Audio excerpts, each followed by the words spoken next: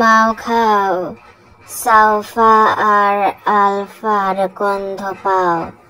এই সাউফান, সাউফান, এই আলফা, তোমরা দুজন কোথায় আছো বলো তো?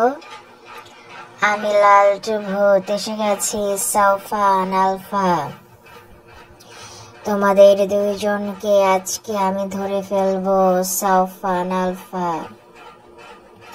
তোমাদের দুইজনকে ধরে ধরে আজকে আমি আমার কাছে নিয়ে আসব। সাউফান, আলফা, কারণ তোমাদের বাবা মা আমাকে বলেছে তোমরা নাকি ঠিক মতো পড়াশোনা করছো না। সাউফান, আলফা, এত বড় সাহস তোমরা কোথায় পেয়েছো আমাকে বলো তো? সাউফান, আলফা, তোমরা জানো না লালটু ভূত দুষ্ট দুষ্ট বাবুদের ধরে ধরে খায়? সাউফান, আলফা, এটা জানার পরেও তোমরা এত বড় দুঃসাহসের কাজ কেন করতে এসেছো? সাউফান, আলফা, তোমরা রেডি থাকো। আজকে রাতে 12টায় তোমরা যখন ঘুমিয়ে পড়বে তখন তোমাদেরকে আমি ধরে নিতে আসব।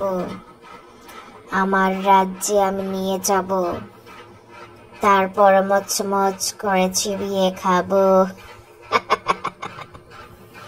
এই সাউফান, আলফা, শেষবারের মতো বলছি, তোমরা লক্ষ্মী সোনা বাবু হয়ে যাও।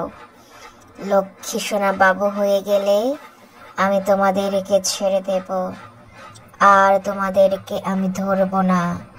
সাউফান, আলফা, বেশি বেশি পড়াশোনা করে মানুষের মতো মানুষ হয়ে যাও, জীবনে অনেক বড় হও তোমরা। সাউফান, আলফা, বড় হয়ে বাবা মার মুখ উজ্জ্বল করবে তোমরা দুইজন। সাউফান, আলফা, বেশি বেশি খেলে তোমাদের মাথায় অনেক বুদ্ধি হবে, তখন আমি তোমাদের সাথে আর পারবো না। তাই তো বলি বেশি বেশি খাও, বেশি বেশি খেলে তো অনেক বল হয় আর অনেক বুদ্ধি হয় মাথায়, তখন তোমরা পড়াশোনায় ভালো করবে। সবাই বলবে দেখেছো আমাদের সাউফান, আলফা কত ভালো, তারা বেশি বেশি পড়াশোনা করে এখন তারা বিজ্ঞানী হয়ে গেছে, ডক্টর হয়ে গেছে, ইঞ্জিনিয়ার হয়ে গেছে, তাই না আলফা, সাউফান?